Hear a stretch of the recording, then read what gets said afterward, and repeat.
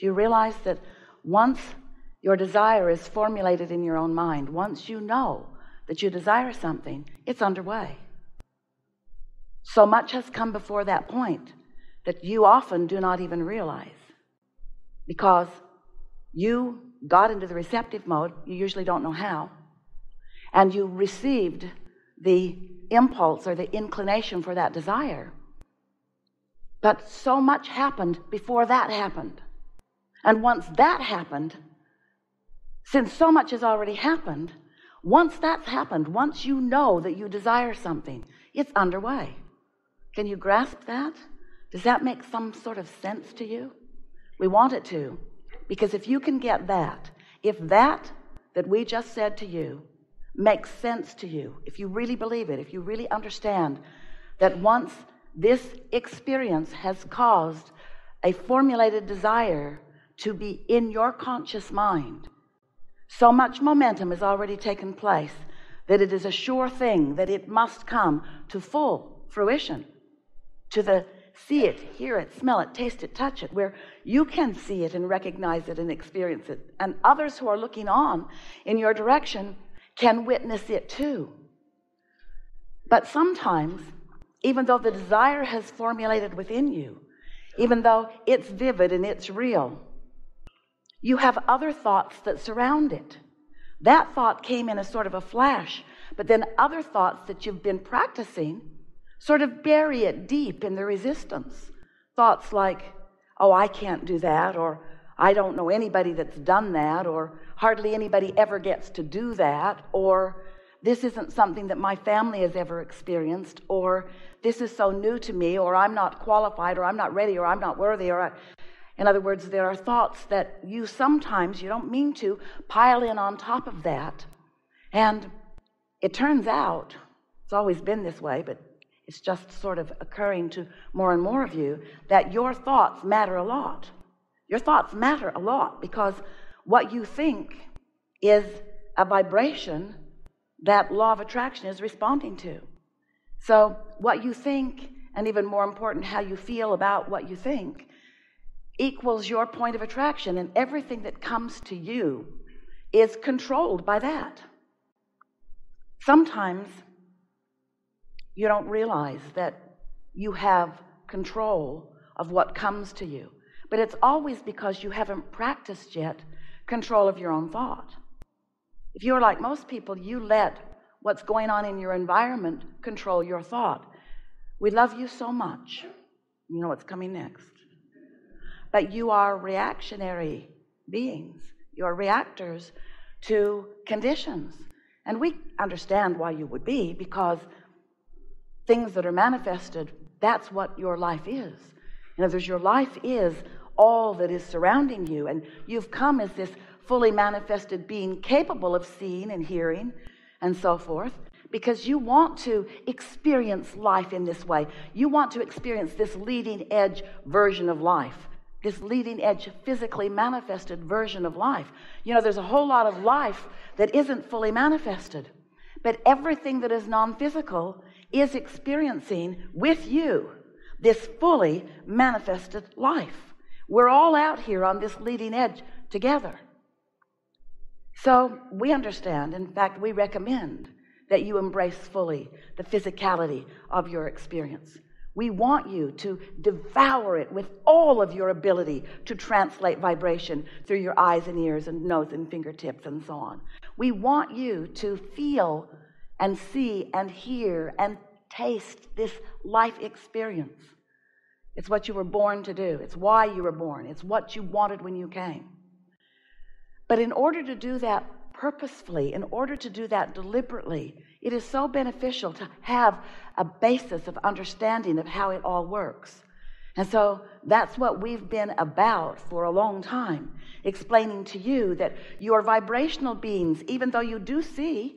The reason you see is because you translate vibration, but you don't know you're translating vibration. You're just seeing. You're just experiencing the end results of being able to translate that vibration.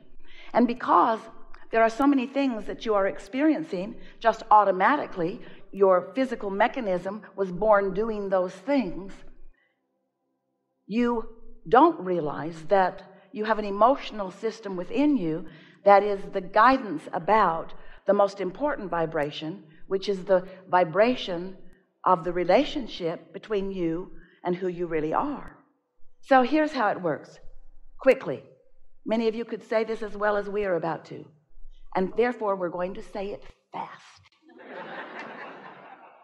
You were non-physical energy before you came into this physical body. You were pure, positive, non-physical energy, non-resistant energy. You were consciousness, and you had a very explicit reason for wanting a part of that consciousness to be born into this physical body. So here you are, splat, in this physical body. And now, here you are exploring all of the variety around you, the contrast of what you are living, knowing what you don't want, and therefore knowing what you do want. And with all of that deciphering, even before you were able to speak, all of that deciphering, even while you are able to speak but may not be speaking about it, all of that witnessing of life, you are offering continual rockets of desire as you, importantly, come to your specific and personal conclusions about what you would prefer from where you stand. That matters so much. So you launch these rockets of desire, many of them unconsciously, not even realizing that you are launching them. Unconsciously meaning not speaking it out loud yet. Knowing that when someone's rude, you'd like them to be nicer, and knowing that when you don't feel good, you'd like to feel better, and knowing when you don't have enough of something that you'd like more of it, and knowing when you've got too much of something that you don't want, that you would like less of it. In other words, you are knowing, you are sifting through, and you are launching these rockets of desire.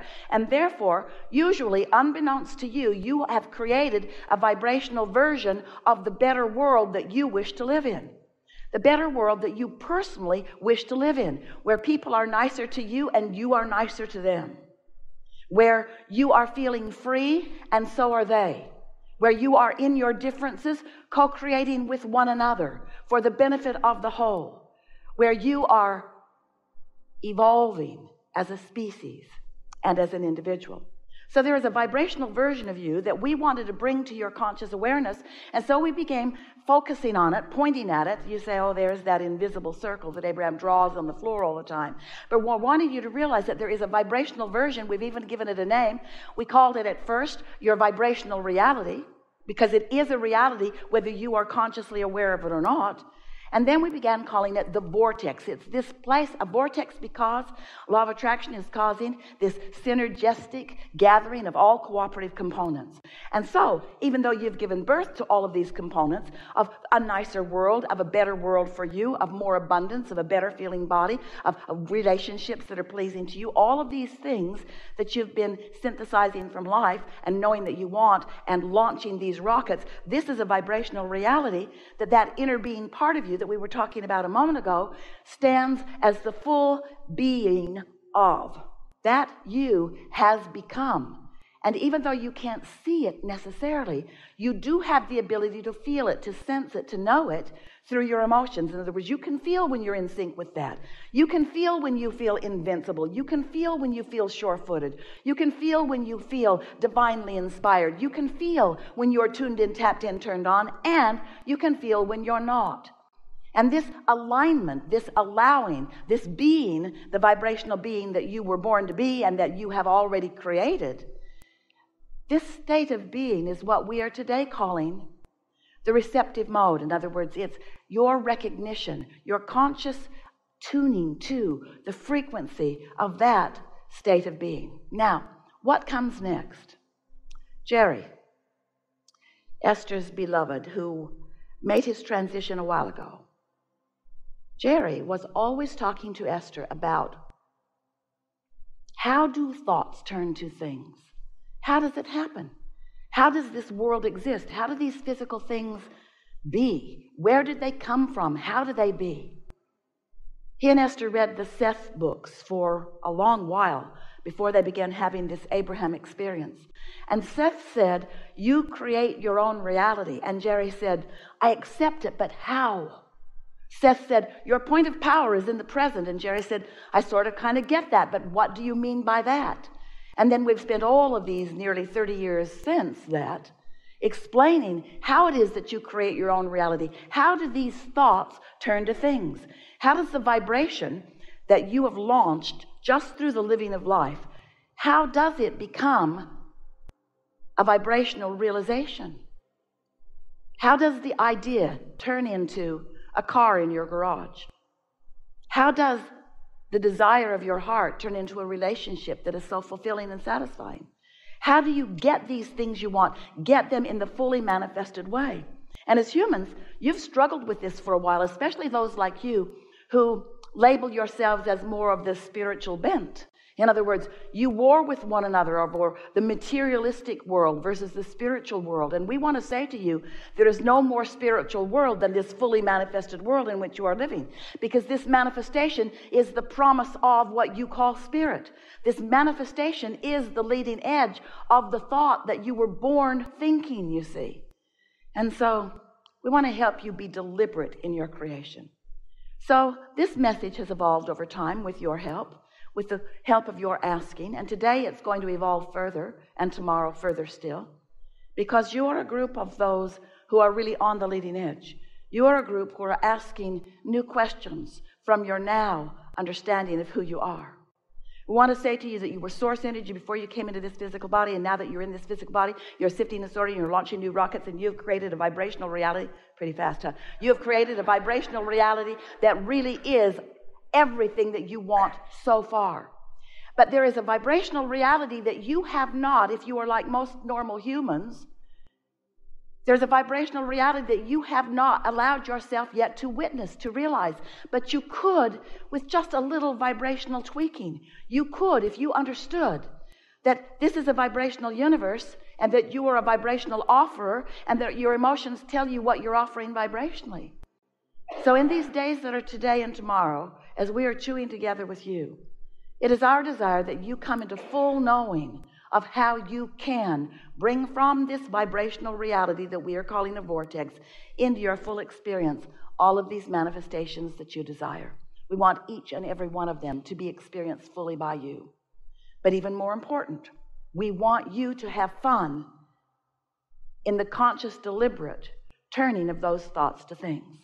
We want you to take pleasure in achieving a vibrational integrity with what you want. We want you to become a master at maintaining that vibrational harmony with who you are and what you want. We want you to maintain, and it is a mastery that's required from practice that we will do together, a vibrational harmony with what's in your vortex or in your vibrational reality that then will allow law of attraction to move you through time and space in an exciting and fulfilling, adventurous journey where you will know for sure the importance of you, where you'll feel for sure the blessedness that is you. And most of all, from our perspective, you will feel the togetherness of us with you in the unfolding of all of that. We want you to realize that you are not alone. We have been haunting you and you don't even know it. You are not alone. We are with you in your thoughts and ideas and desires. And it is our knowing that all things that you have consciously realized that you desire are very close to becoming fulfilled in that full manifestational way. And we want to show you how. In the early days, we said to you that if you have a desire that you believe, then it's done. If you want it and believe it, then it's coming into place. You're witnessing the unfolding of it right before your eyes. We want you to realize that there is an absolute process of your thoughts or desires turning into experiences. We want you to feel what it feels like to have launched lots of pieces of it, sort of like putting the ingredients of a cake into a pot. So as you put each of those ingredients in, it was not that satisfying. Flour is not thrilling. As you dump that stuff in a little bit at a time, still, it's just a sort of gooey mess. But with the right understanding and with the right ingredients and with the right temperature, you can turn that stuff into something that is truly pleasing. And while this analogy is scanty, we want you to get the sense that you have been putting all kinds of ingredients in your vortex pot. And it's time for you to cook it up into something that is really pleasing for you.